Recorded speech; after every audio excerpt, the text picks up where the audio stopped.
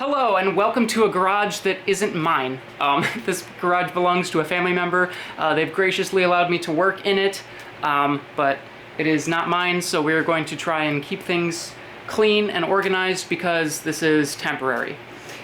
Speaking of this is a 5.7 liter Hemi out of a 2007 Dodge Ram 2500. And she's got some rod knock. I'll play the clip from the engine removal video that I will put up on the channel before this video goes out.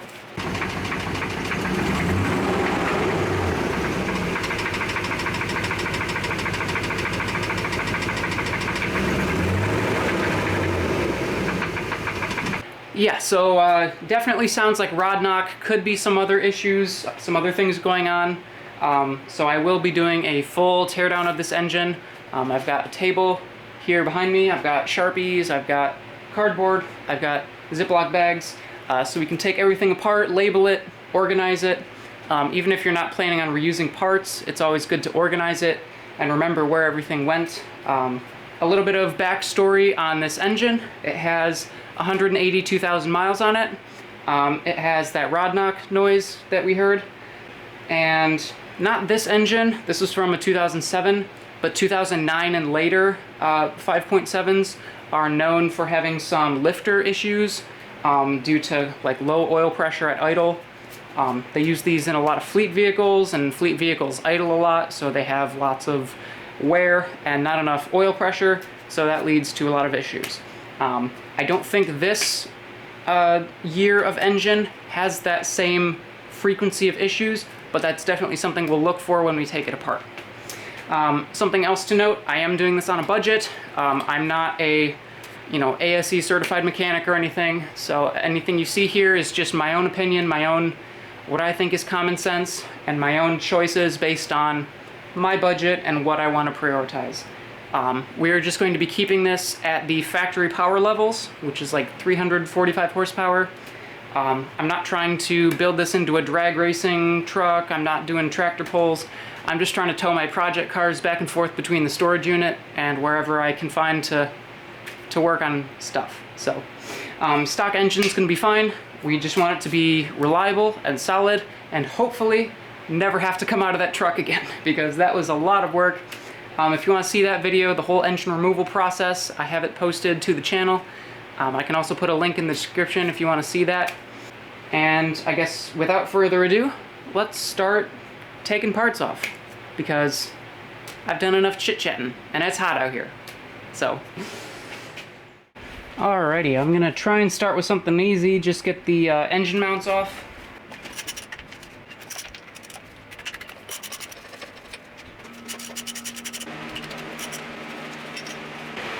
Alright, we're gonna take off the crank bolt.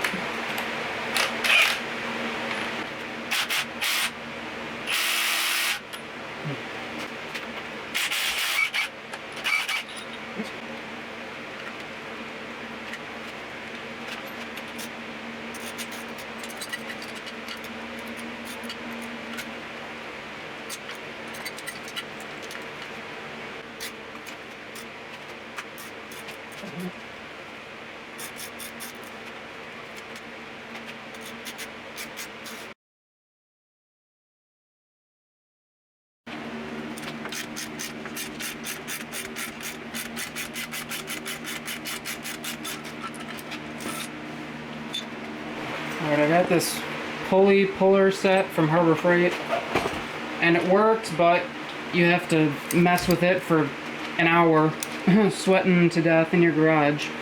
So, this connects up here. This is just one of the jaws. So for the harmonic balancer, you have to pull from the outside, pulling from the inside doesn't work, it just slips off, and you have to put a second bolt from one of the smaller jaw sets, because of course it comes disassembled. You have to put it here, so the pivot point is here. Otherwise, when you go to pull, it's just going to want to it's going to go too shallow, and then the jaw is either going to slip off, or it's going to want to crack the backside lip of your pulley. So, as soon as I figured that out and modified it by putting this extra bolt in here, which it won't tell you to do, but you have to, otherwise you damage that, and then now I have to buy a new one. So, yeah, put an extra bolt here. It'll save you whatever that costs. Alright, I'm going to take off the heat shield. One of these bolts is already broken. I'm going to try and take this off without it also breaking. This is like the rustiest stuff, so if anything's going to break, it's probably going to be the exhaust hardware.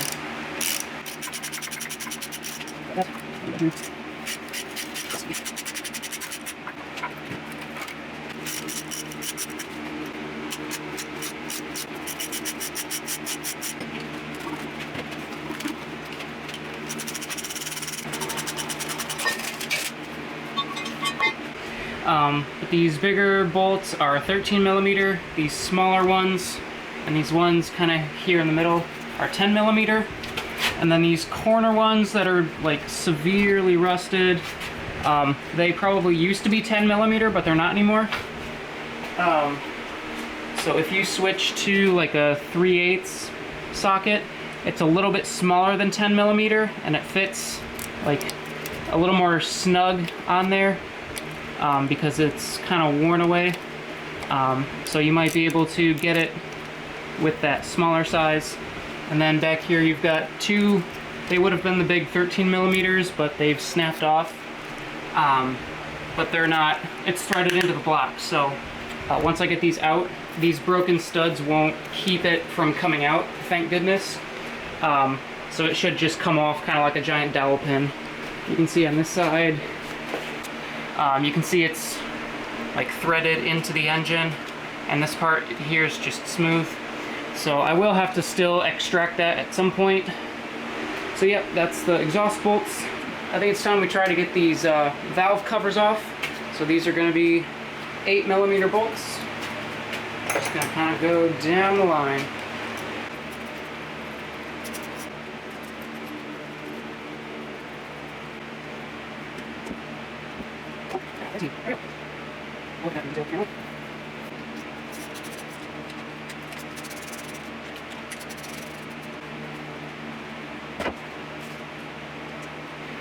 Okay, these are the valve cover gasket bolts. You can kind of see they've got like a rubber gasket, and then like a little washer thingy, and then the top of the bolts. And it's actually, I think it's a stud, I think it's all one piece, it's just got extra threads up on top. So you can attach like the electrical harness and stuff. But then these are our valve covers. Nothing looks cracked or damaged. Inside looks a little dirty, a little caked on, you know, oil, but not terrible. Yeah, you can see it's got that like textured look. That's from the oil. It's supposed to be smooth on the inside. Then if we kind of look inside, we've got some aluminum stuff. It kind of looks yellowish in there. It doesn't look like glitter. It doesn't look shiny. So I don't think we have like catastrophic failure. Got a little bit of oil up there. I'm not seeing chunks of stuff yet. Maybe a tiny bit on that push rod right there in the middle. This side, kind of the same thing. It's a little dirtier on the bottom just because that's where all the oil drains to. Along the top, doesn't look too bad.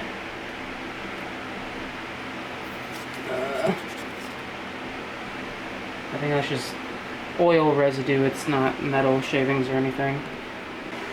I'm going to label everything for the heads left and right because these heads are not symmetrical, so you can't put this head on that side. I mean, you can, it'll bolt up, but you'll be covering like oil and oil and coolant passages. So you don't want to do that. You want to make sure you keep things where it needs to be. So I'm going to do the right and left from the engine's perspective. So if you're sitting in the driver's seat facing out the front of the vehicle, we've got the crankshaft on this side. So we're going to have the engine facing that way. We've got right, left. So I'll make sure when I take things off, I'll be labeling them left and right to match with the engine. Alright, now your foam on top of your engine might be totally destroyed, but mine seems to be mostly intact. It's just held in with a little bit of spray adhesive, so I'm going to kind of just gently peel it up because I don't want it to rip. Looks like we should be able to reuse this, so that's pretty cool. It's basically just for noise. Normally if you have MDS, the multi-displacement system, which is cylinder deactivation, on newer engines they would go here in these spots, but this engine is from 2007, so it's before that was an option, so it just came with these block-off plugs from the factory, and I'm going to keep it that way, so I'm just going to leave those there and probably vacuum in these valleys and kind of clean up around this later. On the topic of removing our cylinder heads, I'm going to start here with the engine's left side bank. We do have some sneaky bolts that go through the timing cover and kind of come up here into this corner. So I have removed those already, but make sure that you remember those.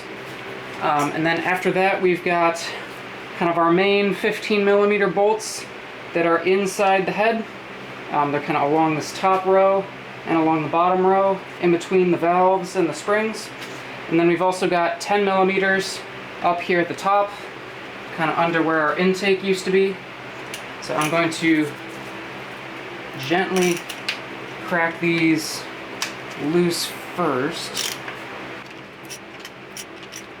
And now inside is going to be 15mm, and we're going to go in a reverse spiral pattern going towards the center. So we kind of loosen things the opposite of the final torque sequence. So just pick a corner. I'm going to need the breaker bar for this. Forgot how tight these was going to be.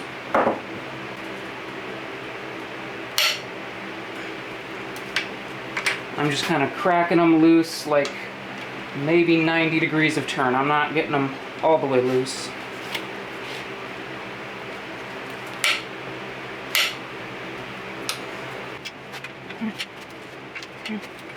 And for our second line,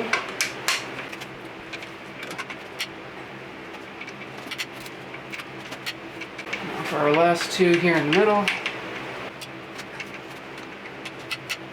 Before I get too far, you could take the heads off with the rockers and the springs and everything in it. Since I'm going to take it all apart anyway, and at least give everything a good clean if nothing else, I'm going to take the rockers off, take the push rods out, and then I'll take the heads off. The valves just kind of stay where they're at. But this is the part where you really need to be careful when you label stuff. The top rocker arm is for the intake valves. There's a little eye that's cast into the arm itself. The ones down here for the exhaust just have no labels on them. But you do want to keep, these ones with the left side head. You want to keep the ones on the right side with the right side head, and generally try to keep everything where it is. Same thing with the push rods. They're going to alternate for, exhaust intake, exhaust intake, exhaust intake. And you want to try and put them back in the cylinder that they came with, because they're used to working with that lifter, working with that cam lobe. And unless we find a bent one, we're going to reuse all of these. So just label them, come up with some kind of a system, so when you put it all back together, you can put it back where it was. So all of these are going to be 10mm. We're going to go in kind of like a reverse spiral. You don't want to just kind of start here and go down the line, because then this one's going to be super tight, this one's going to be super loose, and you don't want this to try and flex and risk breaking anything. So we're just going to do the spiral because that's how the final torque sequence is done in reverse. So we'll spiral into the center. Not too tight. Pretty simple. Alright, now we can go through kind of loosen everything the rest of the way.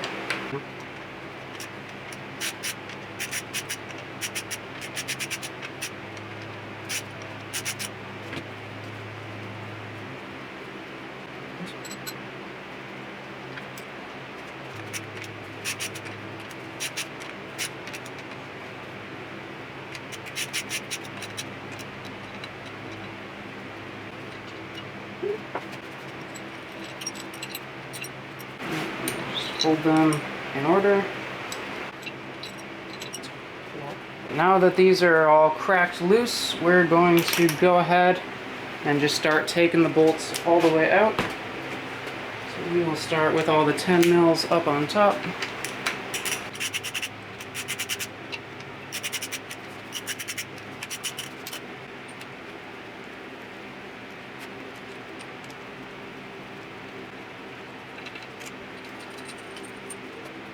Now we'll go back and get all the big bolts.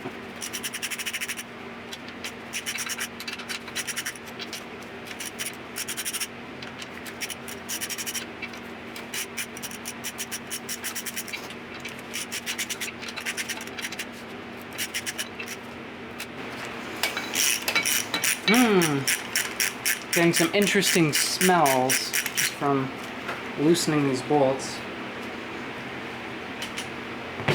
Not quite sure what that's all about.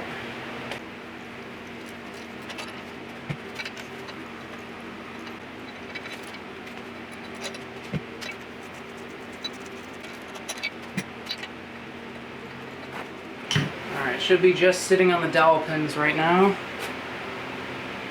So, to get good grip, and oh, there it goes. Hopefully it's not too heavy.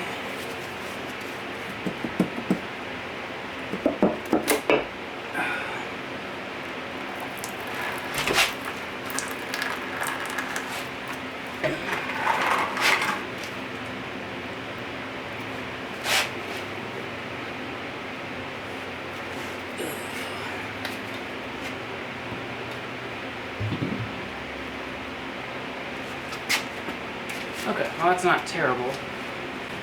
The best way to set that down so it doesn't drip, but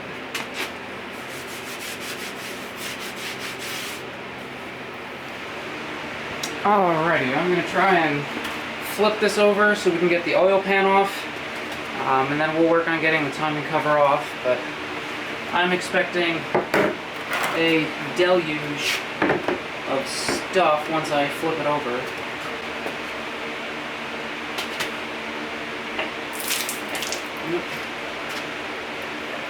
There's our proof.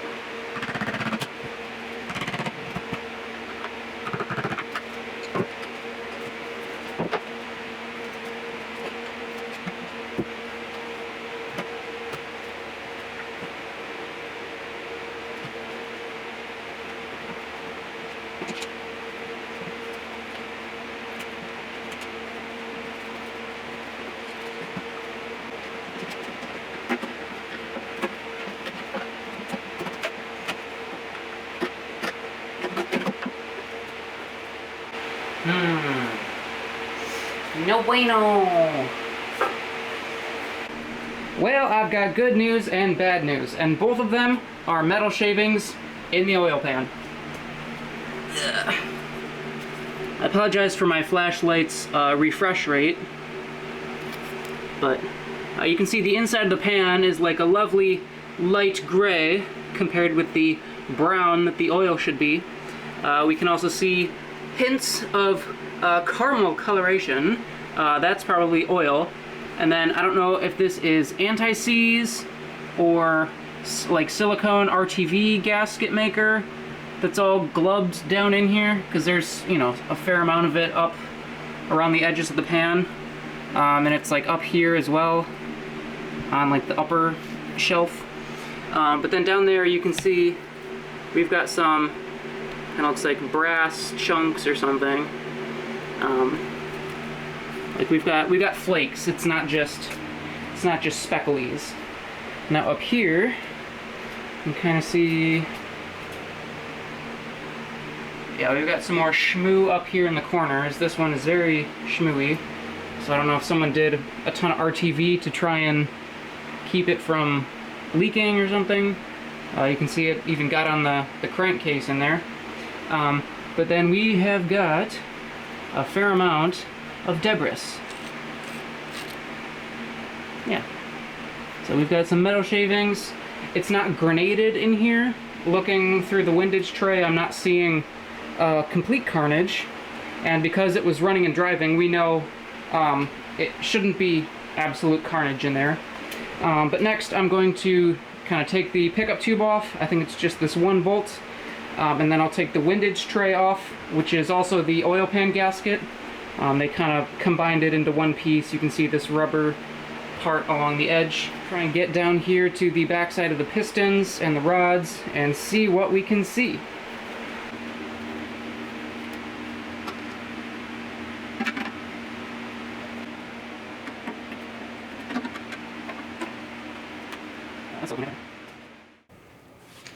Alright, inside here we have all of our connecting rods. So starting at one side of the engine, I'm just going to kind of grab the rod, see if I can move it a little bit just by hand. Nothing there. Like the tiniest bit of fore and aft play, but nothing side to side. Let's see the next two. That's no bueno. I believe that one. Is that a knock at my door? Sorry, I can't resist. Next one is pretty good. That one is mad unhappy. Let's go to the next one. One is okay.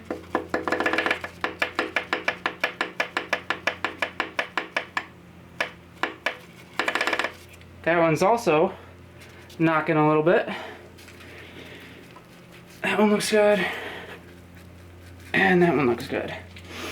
Alright, so these should technically be in order, front to back, and then they'll just be alternating side to side. So cylinder 1, 2, 3 was knocking, 4 is okay, 5 is okay, 6 is knocking badly, 7 and 8. So 3 and 6 are the culprits. So 6 is going to be this one, 3 is going to be kind of across from it. Alright, I don't know if this means anything, but yeah, number 6, the one that's knocking really bad, when I did a compression test before we took the engine out, number 6 was like 40 psi lower than the rest of the engine. The rest were all like 175 to 185. Including this one, which is like half knocking. But 6 was like 145, so like 35 to 40 psi below the rest. I don't know if rod knock is going to affect compression directly. There's a lot of things that affect compression, but it's just a coincidence. Now that doesn't mean if you go do a compression test and one of your cylinders is bad, that you have a rod bearing that's bad. it's not an automatic thing, but interesting. All right, well, we've still got oil in the pistons. We've got all kinds of stuff. We still have to take off the timing cover. This is our timing chain up here, and this is our oil pump. So we're gonna keep doing that. Probably try and get this thing all the way apart, get it down to the bare block, get the pistons out, all that stuff, and then we'll do a full damage assessment before we start ordering parts.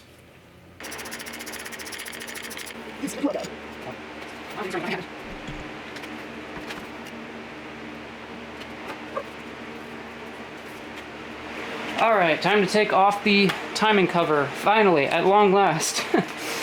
First, we're going to take off this bolt for the dipstick tube. I'm not going to take the dipstick all the way out, I just want this bolt out,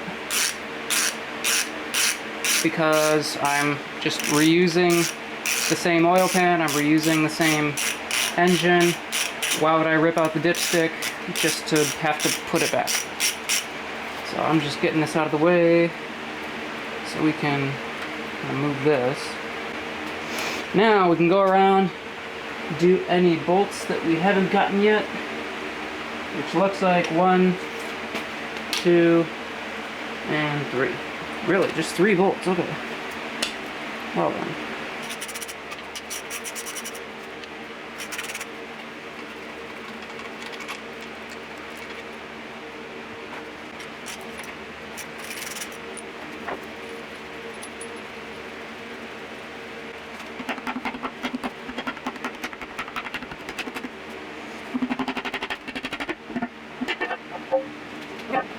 Okay, in order to get our timing chain off and kind of take things apart, we need to hold back the tensioner, which is on this side. This is an older style, so this is not used to I'm not used to seeing this. The videos I watched were on, I guess, later engines, because they have a totally different style. But it functions the same way. There's a little hole here, a little hole here, and then if you kind of hold the tensioner back, you can put something small like a drill bit or an Allen key, and just put it through the holes so it'll hold the tensioner back against the spring. So I'm going to get some pliers to see if we can do that, because it's a little too strong to do by hand.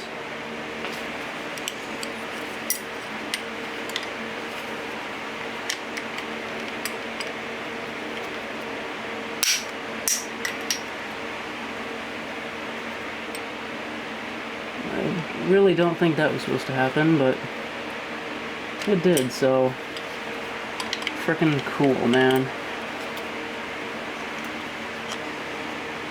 Okay, now our chain is loose, so we can take things apart.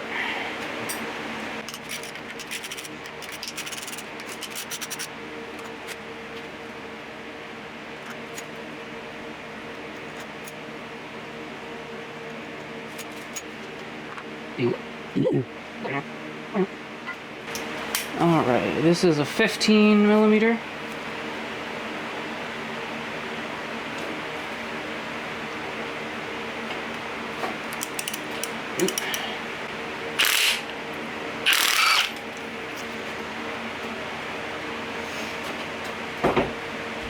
See, if you just go fast enough, it doesn't know what hit it, so it just kind of comes right out, you know?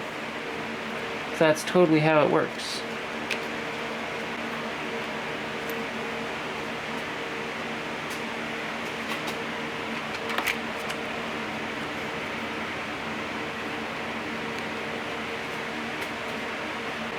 Oh, it's like all one piece. This must be the factory retaining plate and timing.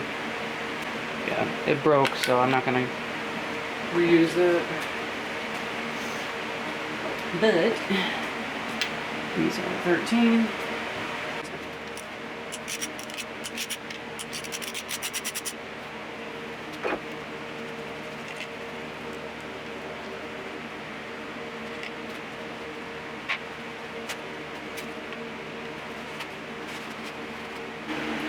Okay, before we pull the cam out, we're going to pull the lifters. So there's one bolt here and here. On the other side, these are going to be 8 millimeters. And for non-MDS engines, I think the lifters don't really matter where they go, which side they go on.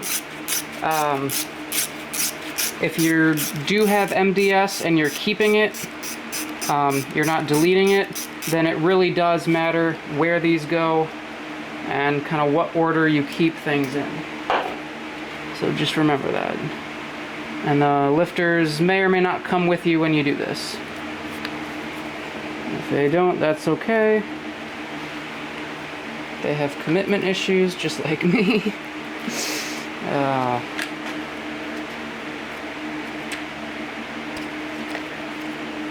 well.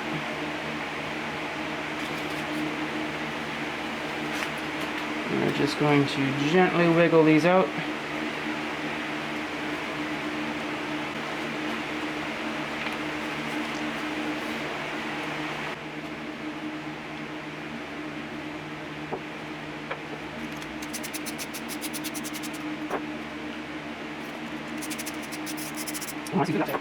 Here.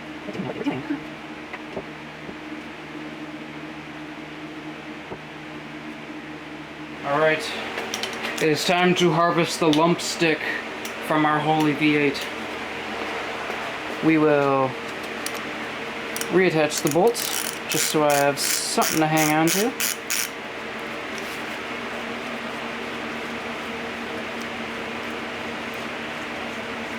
And you could attach the entire sprocket, there's no reason why you can't. We are going to just kind of gently... Woo! Came loose easier than I was expecting. So now we gotta try and...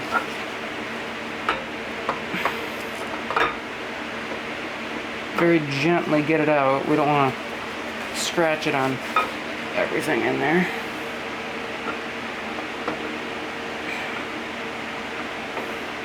But it is heavy, so I'm just going to go gently and slowly.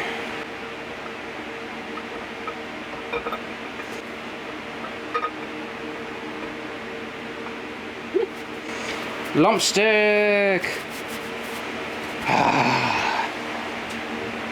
The great lump stick of many horsepowers. Yes. As you can see. Engine is back upside down, so we can remove all of our connecting rod caps and get our pistons out. So, because we need to rotate the engine over, I'm going to put the crankshaft pulley bolt back in, just so I can use a socket to spin the engine over. So I don't want to try and grab it by anything and damage it. We are almost done getting this thing stripped down to the bare block. 13s.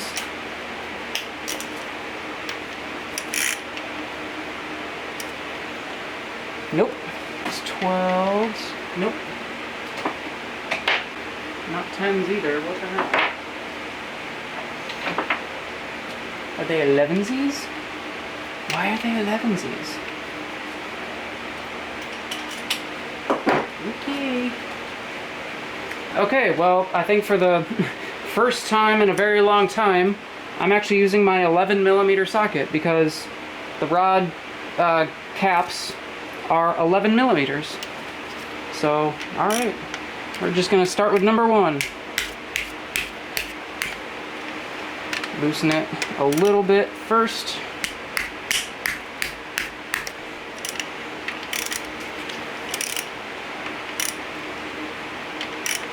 Try to loosen it in stages just to be nice to it.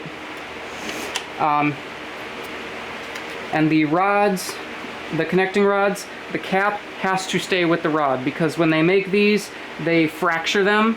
So it kind of makes a jagged surface that makes a perfect seal, but only between the two pieces that were broken. So this cap, its jagged parts are not going to line up on any of these other rods, and it's going to be a really bad time because it won't tighten down. But if you keep it with this rod, it will last pretty good and do a really good job of sealing. So just make sure you keep them all together. I'm just going to label them 1 through 8 and keep them together that way.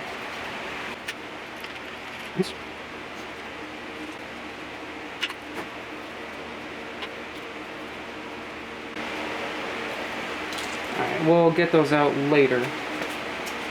For now, we're just going to be cracking and whacking, if that makes any sense.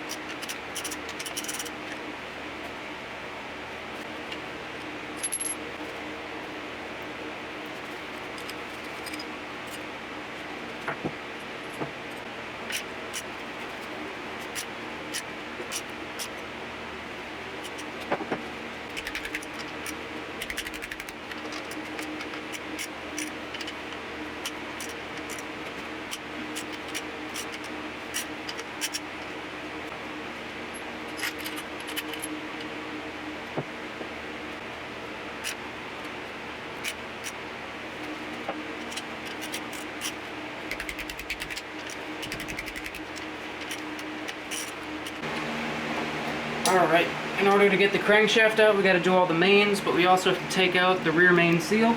So I'm going to undo these. 1, 2.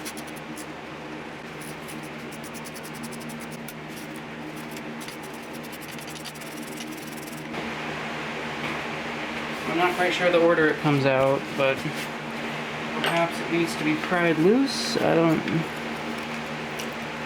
Yeah.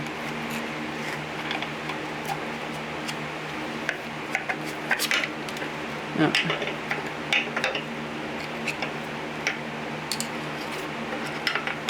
Alright. To take the crank mains out, we have 10mm bolts on the side, 15mm bolts coming in from the top. So we're going to gently crack the 10mm loose first.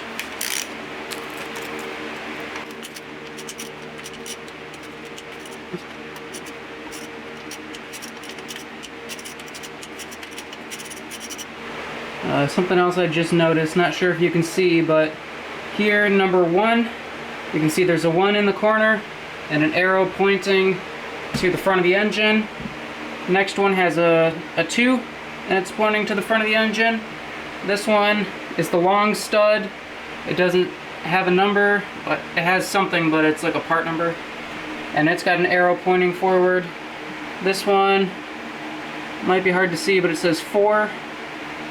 And an arrow pointing forward, and then the rear cap.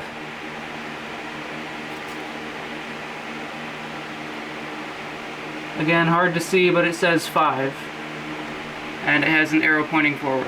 So when we rebuild it, hopefully that should make it super nice and easy to know what goes where. I don't even have to label anything. So these are probably going to be under a ton of torque. I could be wrong.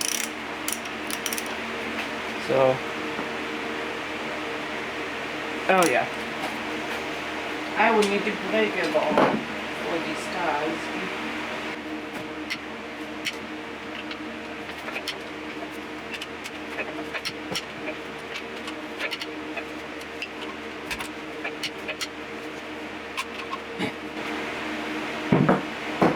Super duper duper deep well socket for this one.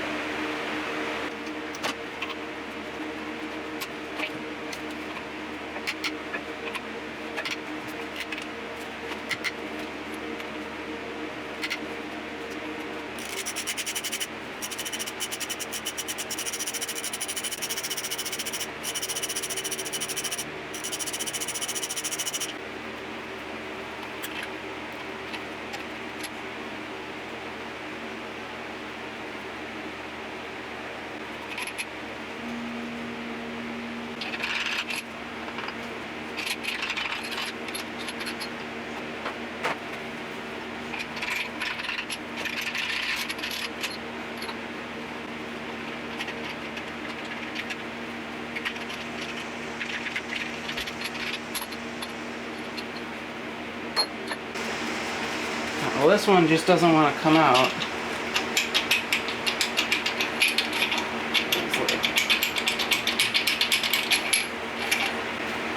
Oh my god. I missed a bolt.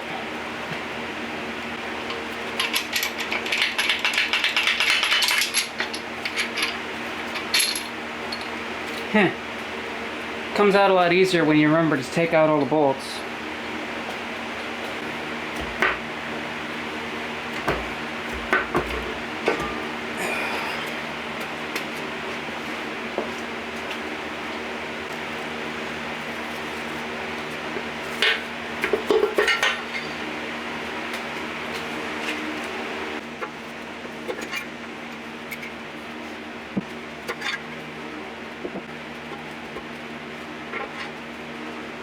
So we're just going to look at our mains.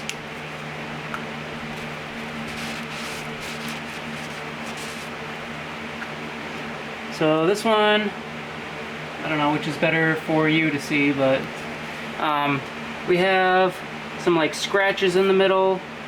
It's worn, but it's not like terrible. We've got some like chunks, not chunks, we've got some what looks like, you know, speckles. So I think they'd call that like fretting, perhaps. So we've got some scoring and fretting on the first one. Our second one, same story. The score line is like perfectly in the middle. I don't know if that's on purpose. Looks like we've got a little gouge that's a little deeper on one side. I can definitely feel the scratch with my fingernail through the rubber glove. So these wouldn't be the culprit of our metal shavings, but they might be why we had all that light gray stuff that kind of looked like seam sealer or anti-seize. Could be like really fine particulate matter. I wouldn't want to reuse these, but these wouldn't have been causing damage in my opinion. Yeah, same thing, some scoring in the middle. But overall, not terrible. So, I think the actual caps themselves would be reused. I'd want to do fresh bolts and fresh bearings.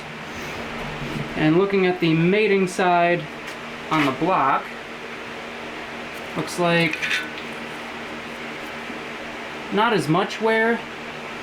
These have a large channel in the middle for oil, whereas those bottom ones didn't. So these are probably not the same top and bottom. Same thing, we've got like little freckles, it looks like. It's gonna be really hard to show on camera, but hopefully you can kind of see. So I don't know if that's just the type of metal that they are. Where it almost looks like granite or stone, where it's got like kind of a pattern in it. So our crank main journals look okay. I would just pop these out and use fresh bearings if I was going to do a rebuild on this block, which I most likely will. The condition of the block itself, we've still got some sensors, we've got some like freeze plugs and oil galleys plugged up. This is not rust, this is actually just the paint kind of flaking off, or whatever coating was on here. So I don't think the block itself is damaged, and that's some light surface rust under there. But the side of our block looks okay. Our corners, nothing looks horribly galled up. I mean, this looks bad, but again, this is the coating, kind of just flaking off. So I would probably scrub off all the loose stuff on the outside. Give it like a fresh coat of paint. Same thing on this side. We've got some oil running out from the crank main bolts that we took out. Some light rust, but again, this is a cast iron block. A little bit of rust ain't gonna hurt it. This is just an empty cavity. The back of the block looks fine. Nothing damaged, no threads stripped out when I was removing the transmission. Looking inside, from the bottom looking up, everything looks okay. I mean, you can see there's leftover oil from when we took the pistons out, but there's no carnage, there's no broken chunks of stuff floating around. So that's good. Maybe a little bit of metal flaking, that like light gray bit, like right there at the edge of the light. So that might just be some fine metal powder, but overall, I think even if I look down in here in some of the oil passages, it doesn't look all gumped up from missing oil changes, so I don't think we'd have to like flush out the oil galleys or do too much. Block looks good from this side, so let's spin it back over. Alright, with our engine back upright and in the locked position, we will start at the front. Again, our coolant passages look okay. They're not all gooey and full of schmoo. Our oil pump passage looks alright. Looking down at the the camshaft journals, it's gonna be hard to like see in there and inspect really, but I guess we can kind of look at this one here on the edge. It's a tiny bit worn. Yeah, it doesn't really feel rough, but you can kind of see some like what look like circular scratch marks. I'm sure they all look that way. So those could be reused, maybe not for another 200,000 miles, but maybe 100,000 miles more. We could reuse it. Top looks okay, some surface rust, some tapped holes that aren't being used have rust in them. And then back here our casting looks okay. Our lifter bores, you're not going to be able to really see anything in there because there's nothing in there, but those all look okay. I wouldn't expect those to be worn. I don't think this is a real coolant passage. I think that's just a blind cavity. That's why it's full of what looks like mud. So I guess let's start with the top. Our deck, the top surface that our head seals to, I don't see any cracks between the cooling chambers and the cylinders. So looks like that's okay. This is not a forced induction, so I wouldn't expect that to see a ton of stress around the cooling jackets. So I don't see any cracks on this side. There's no gouges in the surface that I can see. So now if we look at the cylinders themselves, you can see, you know, it sits, so we've got like this like darker spot and then it's a little bit lighter here. It's not quite surface rust, but still feels very smooth. There's no like lip that I could feel. So I think our bores are still good. This one, we can see some like straight up and down scratching. But that's not terrible. Some more top scratching there. Yeah, I think that's going to be a common theme. So that's where the piston skirts are. We'll check out the pistons in a minute. But those look okay. Could probably polish those. You could go crazy and get a bunch of really expensive measuring tools and measure the bores to see where they're at. For what I'm doing and the budget that I'm trying to stay in, I don't have the money for that kind of tooling and stuff. So I'd be okay with just polishing it, cleaning it up, and reusing it. Maybe use some fresh piston rings to try and seal in case our old piston rings have worn down a little bit. We don't have to go oversized. We can just use fresh stuff. All of our lifter cavities look okay. There's a little bit of Loctite that fell in that one, but those look okay. For our cylinders, I think some of this like side stuff is from me wiping it, but kind of looks the same as the other one. We've got some like, you know, linear scratches, but overall not terrible.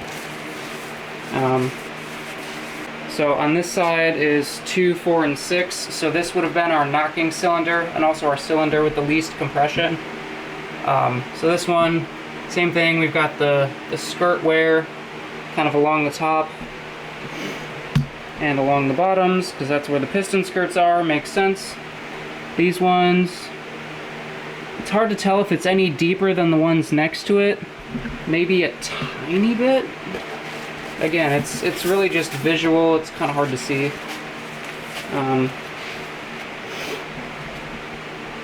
But yeah, we can still see some cross-hatching lines. There's no rust in the cylinders. I don't feel a big lip. There's no gouges or any signs that like a piston ring came apart and, you know, carved a groove down the side. So I think that is all okay. Again, I'd be okay with reusing these cylinders. Maybe just, you know, a hone, like a manual hone, doesn't have to be a machine shop, just a quick hone to polish it and then use some fresh piston rings. Our block looks good on this side as well. No cracks around the cooling jackets or on the cylinders. Nothing that I can see. Again, cast iron's pretty tough and this isn't boosted, so I don't expect that to be super stressed. But so yeah, I think for this, get some new journal bearings for the crank mains. Maybe look at how difficult it is to do the camshaft bearings, but otherwise polish it, wash it, paint the outside, and reuse it. I think our block is good.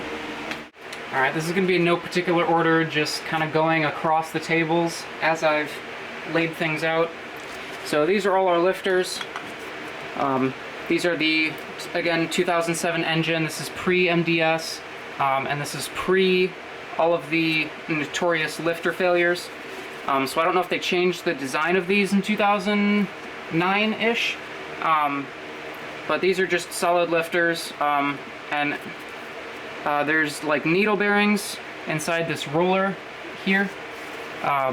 So if these are bad, we'd see a lot of slop and play in those, or maybe this wouldn't spin, but this one spins, it looks fine. You know, we've got kind of a wear pattern, but that's just normal. So we'll just go down the line, check that all these spin. They spin freely.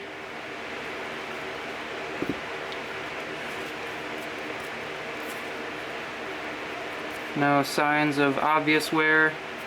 Push rod, cone looks okay. Yep, you can kind of see all the little needles in there maybe. So it can move a little bit side to side, but you don't want it to be, you know, have play around the circle. So these all feel good so far. Good wear, nothing is bound up or sloppy. Yep. So the left-hand cylinders look good.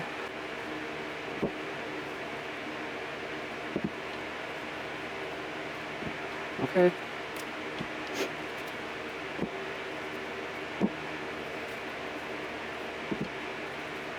Okay.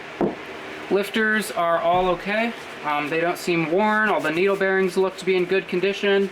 None of them were significantly looser or tighter than the others, so I would have no problem with reusing those. I would just clean up these plastic housings in case there's old, you know, high mileage oil goop, and just kind of clean those up and reuse them. Alright, moving over to the camshaft. So, our journals, where they ride in the block, look okay. There's a little bit of wear, but not terrible. I can't like feel anything. No raised scratches or anything.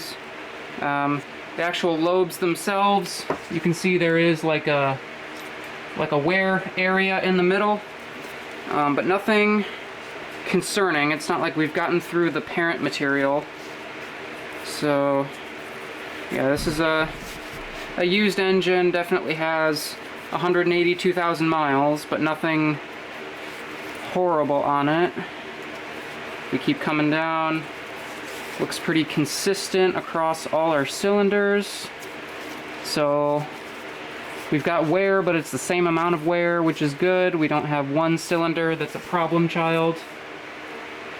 So, alright. I'm gonna have to rush because the camera's almost out of battery, but I'd reuse this in a pinch, like if I really had to, or if I was completely broke. It's worn, but you could probably still get another 50, maybe 100,000 miles out of it. Just do frequent oil changes to make sure these don't lock up and start wearing these faster. Depending on price, while we're here, it might be a good idea just to get a replacement camshaft. I'm not trying to go for power, so I would just get a stock specs. But overall, not terrible, but you know, I'd prefer to get a new one that's not worn, if the budget allows for it. Okay, pistons. The actual pistons themselves look fine. They've just got a bunch of carbon on them. We've got some skirt wear, which makes sense because we saw that on basically all the cylinders, an even amount of cylinder wear. None of our wrist pins are super bound up. They're kind of tight, but they're not, yeah, they're not like frozen. Piston rings, I don't see any chunks missing. Yep, just skirt wear, carbon on the top. Lots of carbon. Some skirt wear. Number 6, this was one of our knocking ones. Yeah, I've taken all the bearings out, so we'll get to the bearings in a minute, but this one has a bit of wear compared to all of our other ones. I think 3 was our other one that was like half knocking. So that one's got a little bit of, I think, spalling or fretting. I'm not sure the correct term anymore. Bearings, some look okay. Some, like this, are definitely not great. The light's just gonna reflect off it because it's shiny, but we've got like chunks taken out of it. Not chunks, but it's not super good. So I would definitely get, you know, fresh rod bearings, absolutely. I wouldn't try and reuse these. We're already here. The rod bearings themselves are usually cheap. Number 6 are a really big knocker. Just tore through this bearing. It is super thin. You can see it's kind of just shredding. This is probably where a lot of our metal flakes came from. It's from this piston. With the amount of scratching on here, you might be able to just reuse this, but I would maybe lean towards getting a new piston, or sorry, a new connecting rod because of that. You could almost reuse the pistons as well, just clean them up, give them a good acetone bath or something, get all the carbon off. Yeah, I don't know, some of these have a little bit deeper wear on the skirts though, so I don't know, I'll have to think about this if I want to try and reuse those. The thrust bearing from our crankshaft, this kind of goes into the mains, so we've got a little bit of wear, but overall not terrible. So I think our front to rear clearance would have been okay. Okay, spark plugs, super easy. There's 2 of them per cylinder, so we have 16 total. These are just the Champions. I highly doubt these are factory. They've probably been changed at least once. But you can see that is a very large gap in there. I think our tip is just eroded over time. Come on, camera, focus, please. So they're all pretty much the same. None are like flooded or, you know, white or broken off or anything. We just have large gaps and they look used. So new spark plugs. That's how easy it is. Continuing with our damage assessment, let's go ahead and look at our head gaskets. I'm not going to reuse these. You probably shouldn't reuse head gaskets, but I'm just checking to see if we had signs of like head gasket failure, and I don't see any cracks or breaks in it. There's nothing like leaking in between the cooling passages and the cylinder chambers, so that was one side of the engine. The other side, kind of the same story. It's a bit oily, a bit coolanty, but I'm not seeing signs that we had failed head gaskets or any issues there, so we're not going to reuse those, but I think our head surfaces are fine. We shouldn't be super concerned about, you know, the heads being warped or anything seriously bad in that shape. I guess we'll do the quick stuff first. So our rocker arms, these are going to be super oily. I'll clean up the bolts, but generally on the back here we have where it, the rocker arm is pushed by the push rod on this side and goes against the valve on this kind of shiny silver side. So those don't look too bad. Like they're worn, but I'm just gonna rub more oil on them. They don't look bad. They don't look like unevenly worn or anything. They kind of just look used, but I don't think we were getting like metal on metal. They're not damaged. They've just been used for about 180,000 miles. That's the exhaust side. Check out the intake side real quick. Intake side looks about the same. I don't see any cylinders that are super different than the others. The rocker arms themselves, they move, they slide, they spin freely. There's no like chunks or gritty feeling in there, which is good. Same thing on the other side of the engine. We've just got old oil, so everything is kind of stained brown, but that's okay. Again, it just seems like regular amounts of wear, nothing extreme or terrible. It's still shiny. It's got a few dull spots, but overall, I think it's still usable. It's not like scratched or scored or anything. So I think these all look good. As far as our push rods, none of them seem bent or like overly worn on the edges. So they're just kind of nice and shiny all the way around. I don't see any like tapers or weird stuff on them, so I'm gonna just put them back on the same cylinders they came out of, and I see no reason why I can't reuse them. I might just clean them up, clean out the passages in between, so we can get good oil, clean out, you know, in case there is any little bits of metal shavings on the inside from the bearings going out. But otherwise, those all look good. We can kind of look at our valves. Now again, I'm not measuring anything. I'm kind of just going off of look and feel at the moment. So we can kind of see, try and show it on camera. So like we can see, like it's, you know, a little more worn in the middle compared to the edge. We've got kind of like these two lines going across. Same thing there. Same thing there. So even wear pattern across all of them.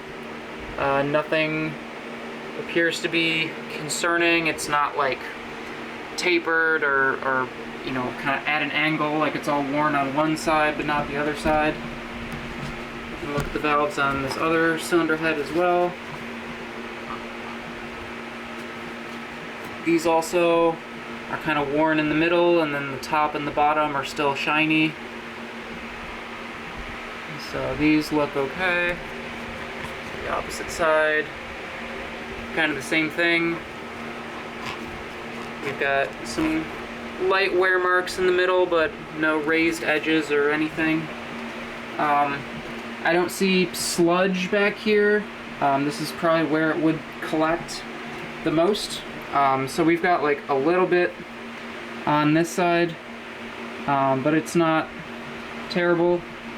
So I don't think whoever the previous owners were, I don't think they straight up neglected oil changes. They may have gone a bit far in between, but I don't see signs of, you know, just going forever and ever with no oil, or no fresh oil, I should say. Alright, for our cylinders on the combustion chamber side, our valves all look very even and consistent, even between both sides. Like, you almost can't tell which one is which. Yeah, they all look very much the same. I don't see any shiny material around the edge, meaning that it would have like contacted the cylinder. I don't see any signs of like the seats like breaking or coming out. They seem to have a consistent amount of gap kind of towards one side. That might be totally normal for these engines. Everything looks clean. I don't see, like, the head isn't cracked in any of these edges. Our oil valleys look nice and clean, kind of a stained bronze color from the oil. Yeah, no major gouges or pitting. We've just got head gasket lines. A little bit of oil on this one, but overall, no concern with the valves. We had pretty good compression tests. If I wanted to get it slightly better, I could always lap the valves, maybe get some, you know, fresh valve seals. But like the springs, I see no reason why I would need to replace the valve springs. The valves themselves look totally fine. No reason for concern, no reason I can't keep using these. So I think our cylinder heads are totally fine. I'll just clean them up and reuse them. Maybe lap the valves, but you know, that could be optional. Down here in the basement underneath our folding table, we've got our exhaust manifolds. I don't see any signs of like the manifold itself cracking. All the mounts are fine. There's no like stuck bolts because they're just through holes. I take it back. We've got, it looks like one crack here. So maybe some slight exhaust leaks, but yeah, so there's that on that one. I suppose we could reuse it, or since we're here, we could always upgrade with something. So many spiders. Okay, this one kind of looks like the same condition. Maybe a little crack here. Our heat shield, the other heat shield just wasn't on the truck, so that broke off long ago. I'd probably want to try and get some replacement ones just because, you know, we've got brake lines and rubber hoses kind of close to the exhaust. Might be nice to not cook those, but optional. You don't really need the heat shields. Our intake pulley, I damaged that taking it off with the puller because you kind of have to modify the puller with some extra bolts to keep it from doing that, but I cracked off the lip where the pulley sits. If I was like flat broke and I had to reuse it, I bet it would still spin the serpentine belt, so that's really all it has to do. But I think I looked online and replacement ones are like 75 bucks for like a brand new replacement, so that's not terrible. But otherwise I would have just sanded off the rust and repainted it and reused it. So make sure you get your pulley puller figured out so you don't damage the edge. Coming over here to our finale, getting close to the end here. Our cam sprocket. The sprocket itself doesn't look too bad at first glance. Our teeth don't appear to be super worn out. I know I'm just kind of looking at all the old rust and oil, not rust, I'm looking at all the oil. It's going to be hard to see, but I don't see anything super worn. I mean, it's definitely used, but not terrible.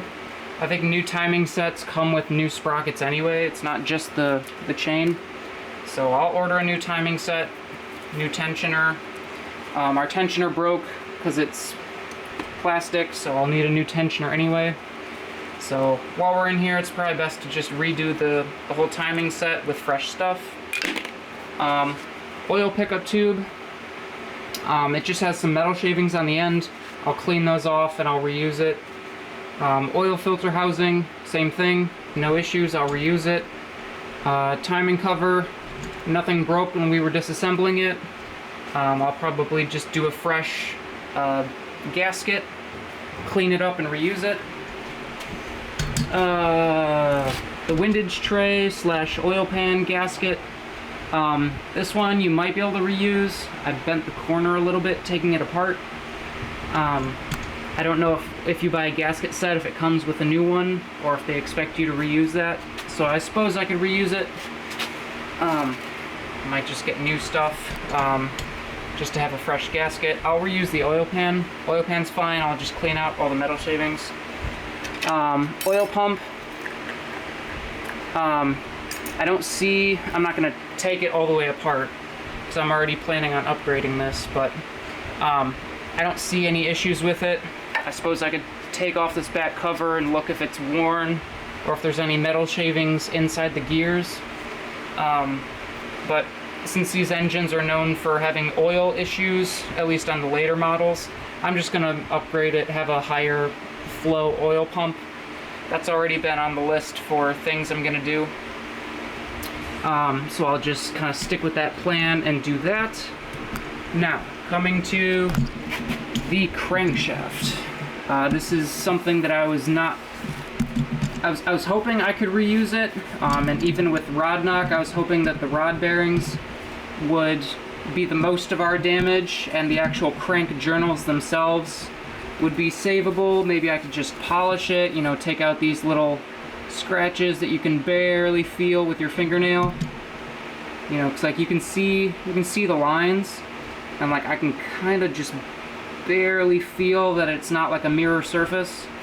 So normally you'd be able to like polish that, do like some really fine wet sanding, essentially is what polishing is for crankshafts. And you could take that out, but unfortunately, cylinder number 6 that had the really bad rod knock, this isn't leftover bearing material. This is the original journal size that it was supposed to be, and this, you can see how badly that's worn. That's like almost a 1/16 of an inch. That's definitely not something you can fix. You'd have to like add a bunch of material back in, and at that point you're spending hundreds of dollars and doing custom machining, so you might as well just get a replacement crankshaft. It's probably going to be about the same cost. Same thing with this one. This is the one that was like a half knock. You can see it's very scored. It's like lower than the other side, only by a little bit. It's not terrible. And then cylinders 1 and 2 are pretty good. These would come out with, you know, some light polishing, but Yeah, not going to be able to reuse that, so that will be on the list of parts that I need to replace. To summarize everything in this video, here is a list of all the components and what I decided to do with them, whether I was going to clean them up and reuse them, or replace with new. With this engine rebuild, I'm trying to reset the clock as much as I can on the wear and the mileage and the different components inside the engine. So if I could afford it, I leaned more towards replacing some of the items that were on the fence. I could reuse them or I could get new. Some stuff forced my hand and I had to get new because it was damaged and could not be reused. So I just did what my budget could afford, and kind of my budget in my head, I was trying to do this for cheaper than the cost of a used engine. I looked around at a couple different junkyards and like used engine, rebuilt engine websites, and here's the cheapest quote that I could find for a 5.7 Hemi. There may have been other cheaper ways to get engines, but it would have been more unknown. Who knows the condition of the engine? Who knows if it would have ran, or if we would have had to tear it apart just like we did in this video and replace a bunch of stuff anyway. I went with Rock Auto for all the parts just because Rock Auto is a little bit cheaper than the regular part stores, and I could get everything from one source, so I could kind of coordinate kits and try to save on shipping by putting a bunch of different things in the same box. So that's what I happened to do for this project, and here is the price I paid for all of the parts that I ordered. So very similar cost, but I have better peace of mind because I know it's going inside my engine. I've taken it apart, I've seen it, I know what parts I need, and I only had to pay for the stuff that I needed. So if you're doing this project, your parts list is going to depend on the condition of your engine, which may be in different shape. You might be able to reuse more, or you might have to replace more. It's just going to depend if you're doing a similar rebuild like this. That being said, I appreciate you for watching all the way to the end of this video. I hope you found it informative, or at least you found it entertaining in some way. If you enjoyed this video, please leave a like and subscribe to the channel if you want to see the rest of this project and future projects. It doesn't cost anything, and it really helps me out. So thanks again so much for watching. I really do appreciate you spending time with me, and I will see you in the next video. Bye!